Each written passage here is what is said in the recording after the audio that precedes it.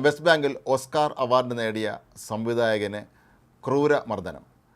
Israeli കുടിയേറ്റക്കാരാണ് സംവിധായകനായ Hamdan ബില്ലാലിനെ അതിക്രൂരമായി മർദ്ദിച്ചത് എന്നാണ് റിപ്പോർട്ട്.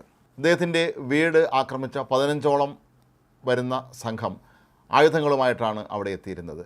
പലരുടെയും കയ്യിൽ വടികളും കത്തിയും എല്ലാം ഉണ്ടായിരുന്നു. ഒരാളുടെ കയ്യിൽ തോക്കുണ്ടായിരുന്നതായിട്ടാണ് ദൃക്സാക്ഷികൾ പറയുന്നത്. ഇവർ അദ്ദേഹത്തെ അതിഭീകരമായി മർദ്ദിക്കുകയായിരുന്നു.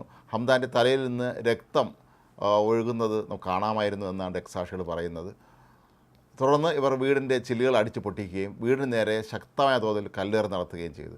ഇതുകൂടാതെ അവിടെ പാർക്ക് ചെയ്തിരുന്ന ഹംദാൻ്റെ കാർ ഇവർ തല്ലി തകർക്കുകയും കുറേ നേരത്തേക്ക് ഇവർ വൻതോതിലുള്ള അക്രമമാണ് ആ പരിസരത്ത് അഴിച്ചുവിട്ടത് എന്നാണ് അയൽക്കാർ പറയുന്നത്. മാത്രമല്ല, മർദ്ദനത്തിൽ ക്രൂരമായി പരിക്കേറ്റ ഹംദാനെ ആശുപത്രിയിലേക്ക് മാറ്റുന്നതിനായി ആംബുലൻസ് എത്തിയിരുന്നു. ആംബുലൻസിൽ വെച്ച് ഇദ്ദേഹത്തിന് പ്രാഥമിക ശുശ്രൂഷ നൽകുന്ന വേളയിൽ അവിടെ എത്തിയ ഇസ്രായേൽ സൈന്യം ഇദ്ദേഹത്തെ പിടിച്ചുകൊണ്ട് പോവുകയായിരുന്നു എന്നാണ് പറയുന്നത്. കണ്ണുകൾ മൂടിക്കെട്ടിയതിന് ശേഷമാണ് ഹംദാനെ കൊണ്ടുപോയത് എന്നുള്ളത് കൊണ്ട് തന്നെ എങ്ങോട്ടാണ് കൊണ്ടുപോയത് എന്നുള്ള കാര്യത്തിൽ ഇനിയും യാതൊരു തരത്തിലുള്ള വ്യക്തതയും കൈവന്നിട്ടില്ല.